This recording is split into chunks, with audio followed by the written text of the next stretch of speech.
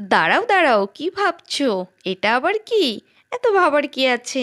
নতুন কিছু মানেই তো শিউলি। চলে এলাম তোমাদের সঙ্গে মজার একটা রেসিপি নিয়ে। এটা হলো ছোট কিংবা অপুষ্ট কলা, যেটা সবে মোচা থেকে হতে শুরু করেছে। এটা কিন্তু হাটে বাজারে পাওয়া যাবে না, একমাত্র যাদের নিজস্ব গাছ কিংবা বাগান আছে তাদের কাছেই থাকবে। এটা আমার দিদার হাতের রেসিপি, আমি আমার মায়ের কাছ থেকে শিখেছি। বিশ্বাস করো, এটা এতটাই লোভনীয় হবে, তুমি অন্য কিছু বাদ দিয়ে শুধু এটা দিয়ে এক থালা ভাত খেয়ে উঠবে। এদিকে কথা বলতে বলতে আমি কিন্তু কলাগুলোকে খুব ছোট্ট ছোট্ট করে কেটে জলে খুব ভালো করে ধুয়ে নেব, কারণ এর নিজস্ব একটা কষ আছে। এদিকে বসে পড়লাম রসুন ছাড়াতে। এদিকে তেল গরম হলে সেই কড়াইতেই দিয়ে দেব কালো জিরে, শুকনো লঙ্কা, এই থেতো করে রাখা রসুন, লঙ্কা।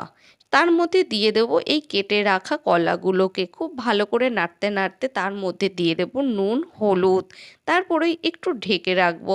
ব্যাস, ঢাকনা খুললেই আমার রেসিপি তৈরি। তো তোমাদের কাছে কেমন লাগলো এটা, কে কে জানো, আমাকে কিন্তু লাইক কমেন্ট করতে কিন্তু ভুলো না। তাহলে এই অবধি, সকলে ভালো থেকো, টাটা।